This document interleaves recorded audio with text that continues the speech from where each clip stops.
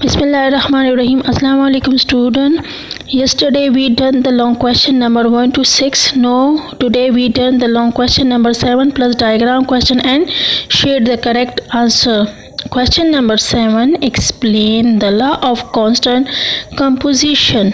Answer में आपने heading देना है law of constant composition.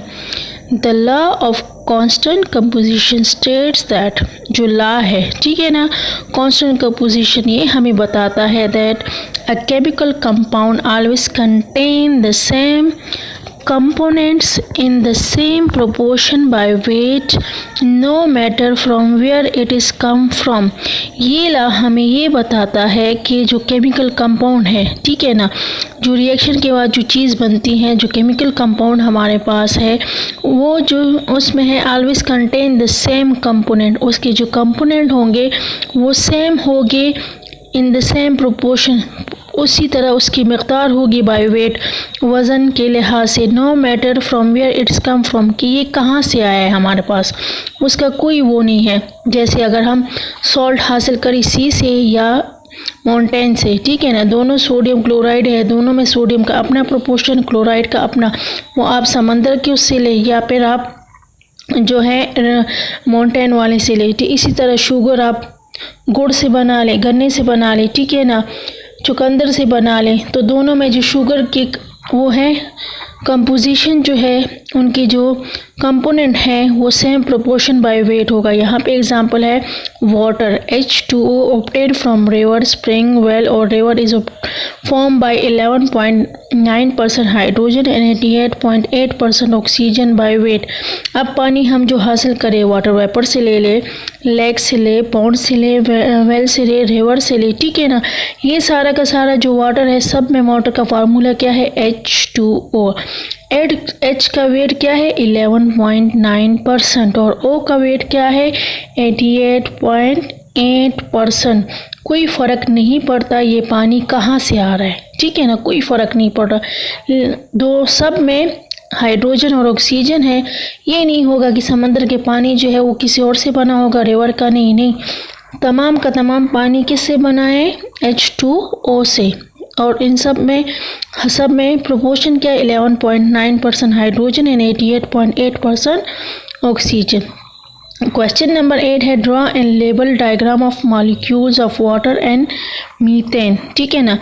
आपके पास बुक का पेज 96 और 97 देख लें। 96 पे है आप लोगों के पास डायग्राम मॉलिक्यूल ऑफ वाटर, ठीक है, 96 पे आपके पास है डायग्राम ऑफ मॉलिक्यूल ऑफ, ठीक है, वाटर। वहाँ पे दो डायग्राम बने हुए हैं मॉलिक्यूल ऑफ वाटर जो है, एक है hydrogen atom, oxygen atom, hydrogen atom, उसके बाद एरो है, फिर उसको कंबाइन किया हुआ है, ठीक है ना। तो इसमें से आपने सिर्फ और सिर्फ वो वाला डायग्राम ड्रॉ करना है जो सेकेंड वन है, ठीक है ना, जो सेकेंड वन डायग्राम है वो आपने ड्रॉ करना है, लेकिन लेबलिंग लिखना है कि hydrogen atom, oxygen atom and hydrogen atom. Diagram कौन सा वाला ड्रॉ करना है, एरो से पहले वाला नहीं, ठीक है ना, एरो के बाद वाला। एरो के बाद में क्या है, वो ऑक्सीजन जो है वो के साथ हाइड्रोजन के साथ कंबाइन होंगे, ये वाला नहीं जिसे हाइड्रोजन जो है ऑक्सीजन से दूर है, फर्स्ट वाला नहीं, जो ब्लू एरो के बाद डायग्राम है वाटर मॉलिक्यूल वो ड्रॉ करना है। और फिर बुक की पेज नंबर 97 पे मॉलिक्यूल ऑफ मीथेन, ये डायग्राम आप लोगों ने ड्रॉ करने हैं। अब चलते हैं शेयर द करेक्ट की तरफ, ठीक है, शेयर द करेक्ट ये आप लोग का होमवर्क है, इससे आपको पता चल जाएगा कि आप लोगों ने कितना समझा है, कितना पढ़ा है, ठीक है ना। नंबर 1 की तरफ देखें, a dash is made up of element carbon, hydrogen, oxygen, would, glass, polyester. अब इसमें देख ले ऐसा कौन सा जो है कंपोनेंट जो है वो बना है, ठीक है ना, वुड से, इससे कार्बन से, हाइड्रोजन से, ऑक्सीजन से, जो हमारे पास है पॉलिएस्टर, ठीक है, ग्लास और वुड। नेक्स्ट जो है a Greek philosopher dash foot forward the idea of atom, जिसने फर्स्ट आइडिया पेश किया, ठीक है ना, कि एटम जो है वो क्या है, इनडिविजिबल पार्टिकल है, ठीक है। तो उसका नाम क्या है, डेमोक्रिटस, डाल्टन या जे थॉमसन।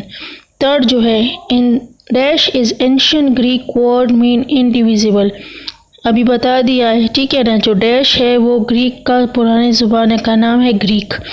उस ग्रीक में जो इस लफ्ज़ का मतलब है इंडिविजिबल, मॉलिक्यूल, एलिमेंट और एटम, ठीक है ना। फोर्थ वन है, dash suggest that element is made up of atoms, ठीक है ना।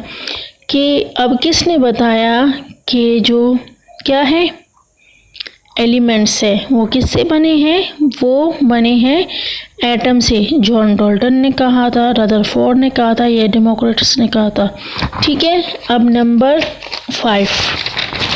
5 की तरफ देख लें।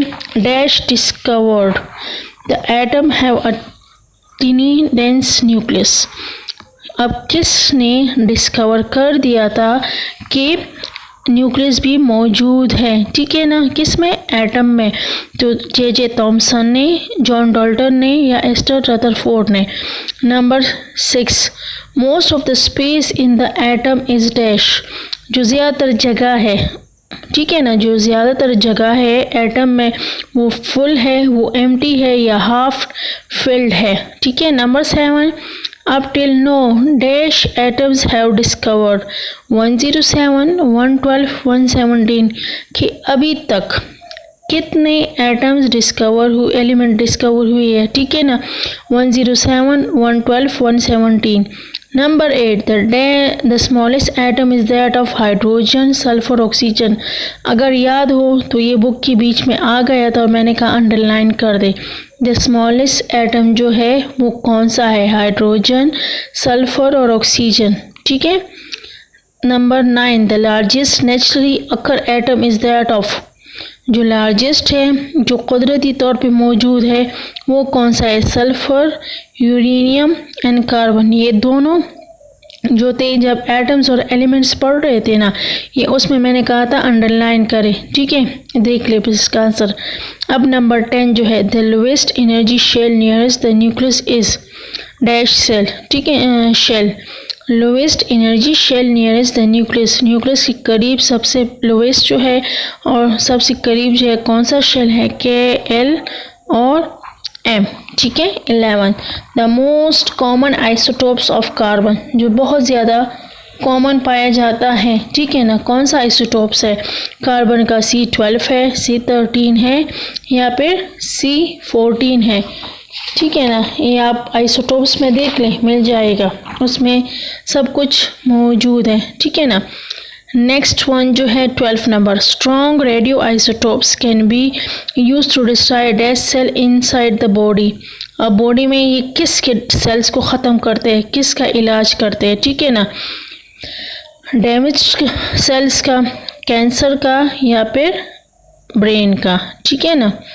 Number 13, dash rays can penetrates metal easily, ठीक है। ये हमने पढ़ा था कि इंडस्ट्री में कौन सी रेज इस्तेमाल की जाती है जो बता देता है कि मेटल्स में लीक है या क्रैक है या कोई ख़राबी है, तो उसमें से कौन से रेज इस्तेमाल किए जाते हैं। जो यूजेस ऑफ रेडियो आइसोटोप्स है उसमें इंडस्ट्रीज़ देखे तो उसमें आपको मिल जाएगा ये वाला आंसर। ये जो 12 नंबर है इसका आंसर आपको यूजेस ऑफ रेडियो आइसोटोप में मेडिसिन में मिलेगा, और जो 13 है वो आपको मिल जाएगा इंडस्ट्री में, तो अल्फ़ा, बीटा और गैमा।